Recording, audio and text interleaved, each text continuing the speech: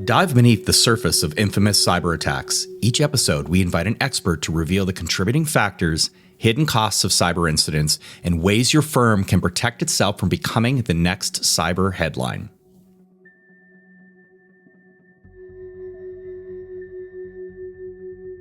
I'm your co-host, Mark Sangster, strategist with Adlumin and author of No Safe Harbor, the inside truth about cybercrime and how to protect your business. And I'm your co-host, Tim Evans, co-founder and executive vice president here at Adlumin. On this episode, we talk changes in managed service businesses and how cybersecurity and IT continue to blend into one. Joining us to discuss this is managed services veteran and long-term colleague, Vinod Paul, the Chief Operating Officer with Align Managed Services. Vinod, welcome. Mark and Tim, thank you for having me today. Thank you. It's our pleasure. And Vinod, perhaps just for our listeners, you could spend a few minutes and tell them about your background and your business. Absolutely. So thank you, Mark and Tim. It's great to join today. I've been fortunate, to be in this industry for over 20 years. I started originally in the financial services space as well as the alternative financial services space as a technologist. When I first started getting into IT, I ran servers, I helped do a lot of migrations as well as deal with the changing ecosystems of Windows and servers and the very early days of cloud adoption. And about 20 years ago, I was exposed to my first alternative investment client, and it was a slew of hedge funds. And 20 years ago, what the hedge fund footprint looked like was very different from what it looks like today. And during that 20 years, a lot of changes have happened, first from an investor due diligence standpoint, but more importantly, from a regulatory landscape when it comes to hedge funds and private equity and institutional family offices and other investment vehicles alike in the financial services world. And with that, I've spent the majority of my career helping my client base navigate those changes. It first started with, hey, there are a bunch of regulatory changes that we have to adhere to. We have to put disaster recovery in place. We have to put business continuity in place. Cyber very early on wasn't really a requirement from any standpoint. It wasn't even a concern of many of the clients I dealt with. It was more of a checkmark thing that our client base wanted to say, all right, yes, we do some cyber. And fast forward to today, the entire landscape has changed so much. And my organization is 100% focused on the alternative investment space. So from a broad stroke standpoint, our clients are hedge funds, private equity, institutional family office, as well as many of the service providers that service that space. And it's a unique niche in financial services, but it's a very broad niche. And the biggest challenge that's facing that industry right now is how to deal with being a registered investment advisor in today's technical landscape, economic landscape, and regulatory landscape. And Align has flourished serving that client base. That's great, Vinod. I know when we started going after the finance banks and credit unions, we had some of the same thoughts, like, boy, these guys are not as protected as we thought they were, and they really do need help. How have you seen that change over the last 7 years? Tim, I think that's a great question, right? And if you look back at the fundamentals of many of these organizations, it points to the new world, right? The decentralized world. So 7 years ago, or even 10 years ago, the ecosystem that they were leveraging was typically in a private cloud, or they were in a server room, and the firms typically had a very closed environment. Their email was in-house, their file services were in-house. Yes, they were leveraging third-party data sources. Bloomberg is a great example. But if you talk about protecting their environment, we were really protecting the assets within a closed space. The data was accessed from very specific individuals within that private cloud ecosystem. If you fast forward to today, that ecosystem has changed so much. One, with the adoption of cloud technologies, which is a positive, I think, for the world. Microsoft, Amazon have done incredible jobs at creating platforms that are secure. But with that comes the challenges of ensuring access to those platforms is always secure. If you look at our client base, our entire client base, they have gone from being in their office every day to being truly decentralized. And they need to have the same look and feel of being at their desk in the office wherever they are, whether it be their home, whether it be in a hotel, whether it be at a conference. Our industry is very mobile. Many of them they have analysts where they're going out and doing actual due diligence on investments or meeting with potential investors.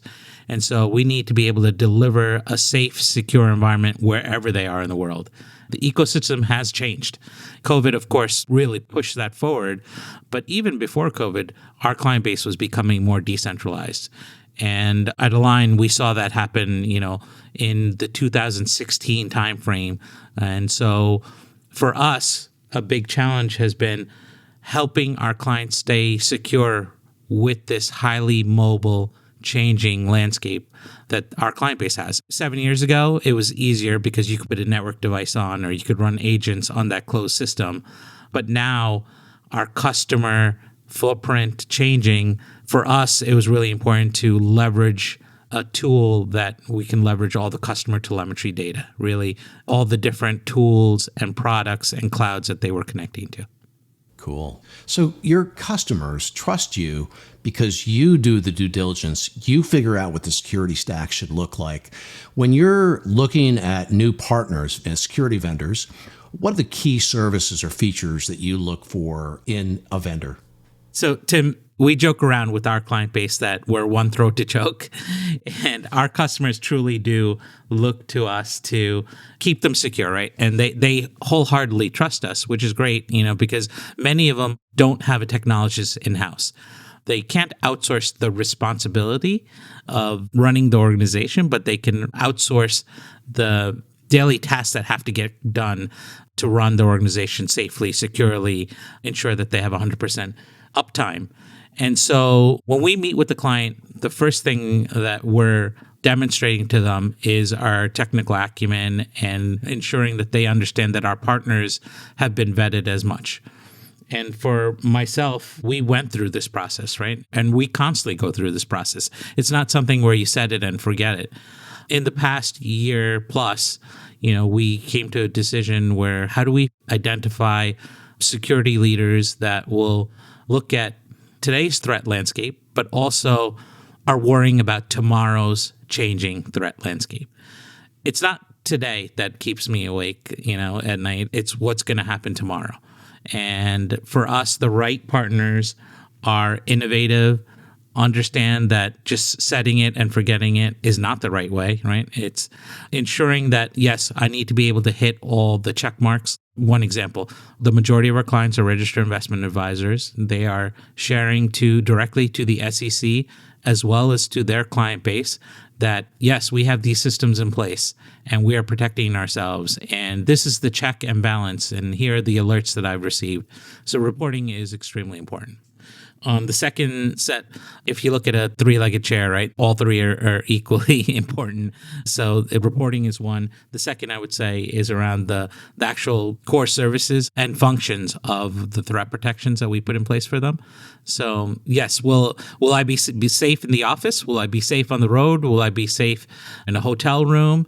The threat landscape is different in all those locations. Can I have the same level of protection? And we want to be able to tell our clients, yes, 100%. You need to be able to have that confidence that my experience in the office isn't going to change when I'm on the road, but I'm also going to be as secure in both locations.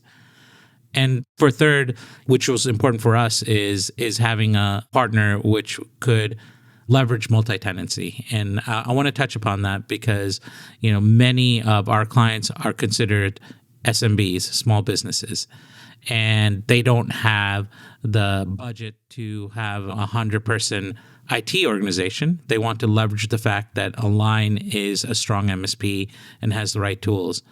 And for us, having a partner that could deal with having multiple tenants on separate clouds and to deal with the challenges of that was extremely important.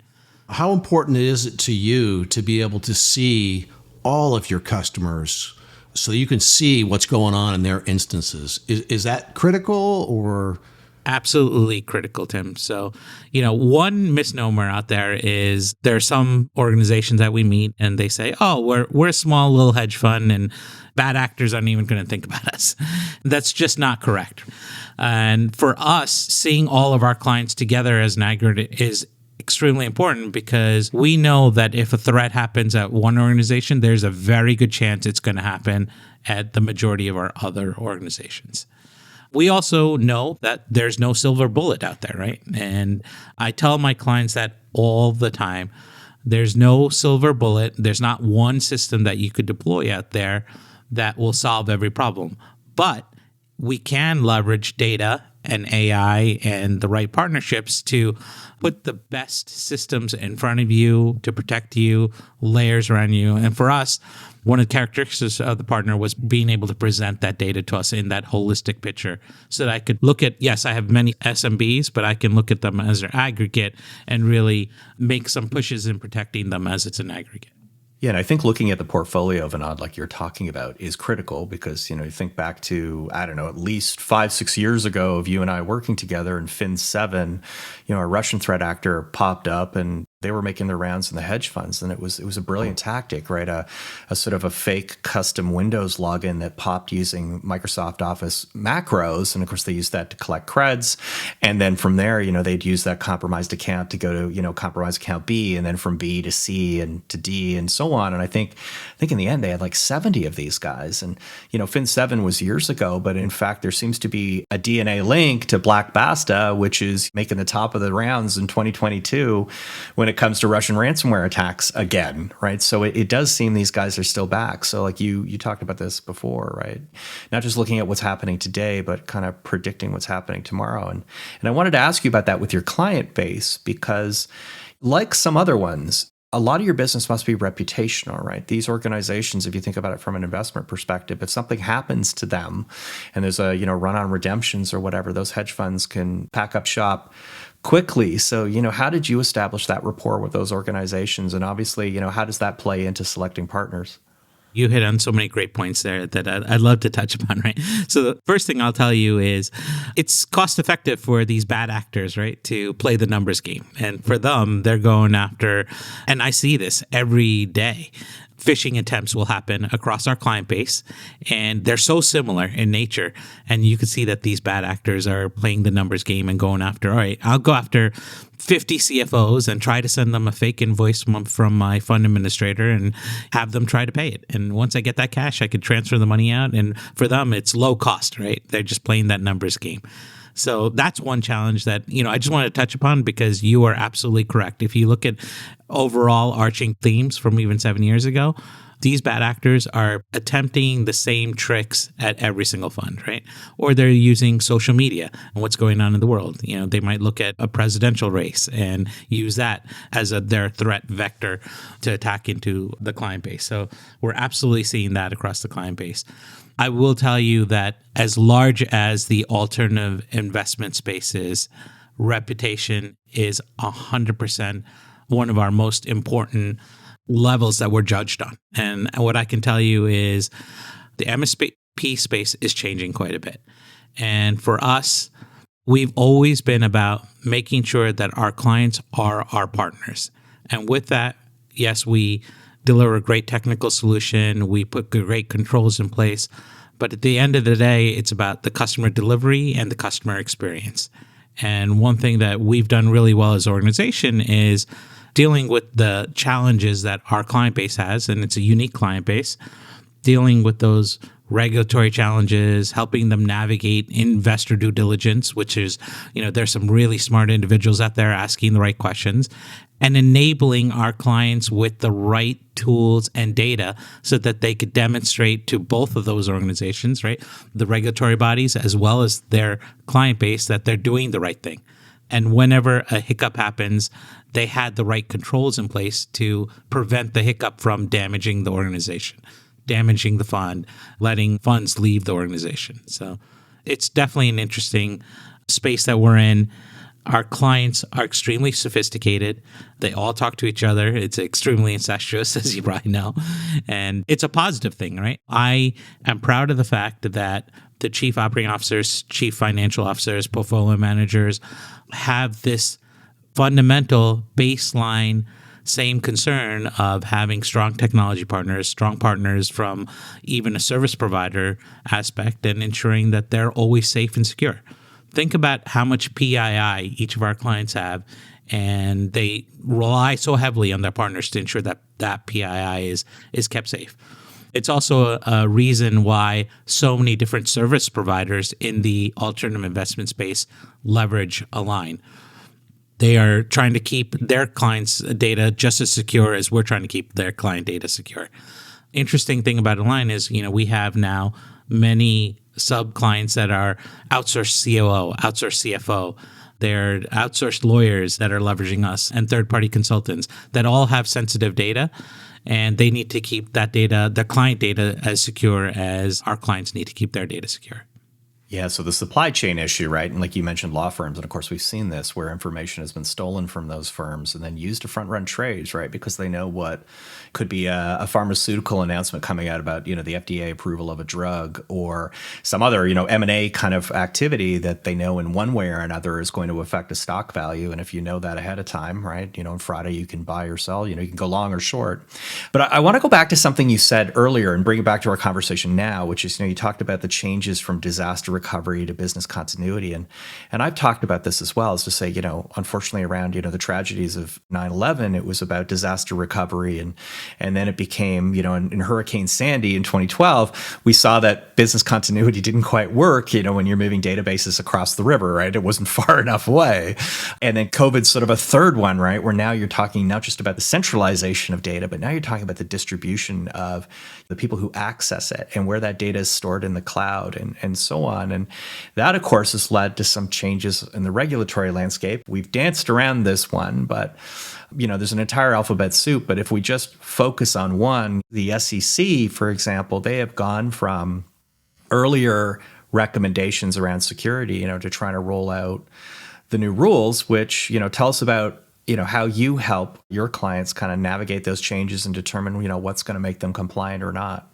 Mark, I'm glad you brought this up, right? So, and I get asked this question every day. And a fund manager will sit down with me and say, all right, show me in black and white what I have to do from a cybersecurity standpoint. And if you really look at what's out there right now, there are 7 core focal points from the SEC, but there's nothing out there that says black and white that you must do ABC for employee training. That's cybersecurity training. And this is exactly the output we have to see. It's not that clear, right? So let's talk about what's the current ask on the client base, right? And it's really focused in on 7 focal points that we help our clients guide through.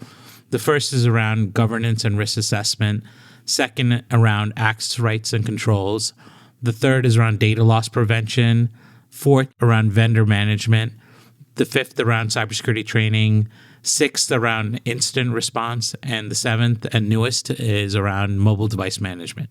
So, when our clients ask us what's the current cybersecurity item checklist that I have to navigate, I always bring up those 7. Some of those things can be achieved with technology, but just as important is the regulatory side of things, the reporting around it, making sure you have the right documentation in place, as well as ensuring that your employees understand that as well. And Mark, I think you mentioned a great new challenge for the alternative investment space is in February of this year, the SEC shared some proposed changes to the cybersecurity governance that's going to be put in place at some point in the future for registered investment advisors. And the last 6 months has been a mad scramble for the entire industry to understand what are these changes really going to mean at the end of the day when the proposed laws come out and the changes, and how am I going to be able to navigate it, especially as a small business. And that's been the biggest challenge out there. So we've been trying to help our clients understand, hey, this is what the trending is going to, what we believe that the new threat landscape, regulatory challenges are going to be. The threat landscape is changing every day, right? They don't care about governing bodies. Every day, what keeps us up at night is helping them deal with the changing threat landscape. Hand in hand with that now is also going to be helping them propose changes. Yeah, you talked about it doesn't, exactly tell you what they want done, or I should say the how, right? It's a bit of the what. And I've always talked about that being, it's aspirational versus prescriptive. And everyone I speak to wants that, just tell us the exact tool to use and what my report should look like and, what test score do I need to achieve? And I think to some degree, regulatory bodies are almost kind of going to move away from that, right? Where this is more about, here's the end objective. That's what you're trying to do. And that doesn't necessarily mean that you prevent, as you said, or you stop every attack. But what it does mean is that you have taken reasonable care, right? That you can prove a duty of defense, that you had the right controls in place. Because, yeah, I guess if, some massive nation state army or state sponsored actor really decides they want to get you, as you said, it's hard for a small business to do that. And we've seen this all, for years, right? And it's that kind of, I always talk about cleaning up spilled milk. Do they get in? Yeah, of course they do. The point is catching them quickly and kicking them back out. That's what makes the difference, not allowing it to metastasize. But it does feel like we're in another kind of tectonic shift when it comes to regulatory authorities establishing new controls. But when you go through those 7 areas of focus that you talked about, they all make sense. They are about understanding who's involved, making sure they have the right access. How do you protect that data? And if things go wrong, what you do about it? And then I think the MDM part of it as well is now critical because everyone, it's like virtual reality isn't flying cars and, avatars. It's distributed workforces with people sitting at home working remotely and data sitting in a cloud somewhere. That's our virtual reality that we now have to address, which, makes for interesting living. But I think that's where companies like yours and ours come into play because we see what it looks like. We can apply those old, okay, what did we learn in, Hurricane Sandy and what else could occur that's like that and, makes us a bit more forward thinking. And of course, COVID, I think, forced all the laggards into dealing with remote security, right? With whatever it is, SDPs or VPNs and endpoint. I mean, man, I remember in the first 6 months, it was all everybody scrambling to go buy, whoever as an endpoint because they didn't have them and didn't think it mattered. And I think the one common we have in this is that the more it changes, the more it stays the same. And that last event, that COVID, wasn't the first, and it sure as heck won't be the last kind of major shift that we see. Absolutely agree with you, Mark. Right? And one thing that I love about our team is the fact that they are not just sitting there thinking about, all right, let me run the day-to-day of our client base's technology. And I will tell you, I take a lot of pride in the partners that we pick. And I was so excited to meet Adlumin. And I'll be candid with you, we spent a year and a half plus really trying to, we had great security partners in place. But the big miss for us with those security partners were, what's tomorrow's challenges going to be? And I was super excited about meeting the Adlumin team because your philosophy, your fundamental philosophy is the same as myself and the other management team members here at Align. And it's about what's the future going to look like? And we know, all of us, right, agree there is going to be another major event, another shift, another push to change the way technology is being accessed or leveraged, or a new threat is going to pop up. And the right partners for me understand that it's not just set it and forget it. It's about how can I leverage all the tools that are out there, all the data streams, all the customer environments, and increase the security posture for that client base. One thing that's really exciting to me, and I tell the clients this and they love this, right, is the fact that this new tool that we're going to be deploying to you leverages all of your customer telemetry data.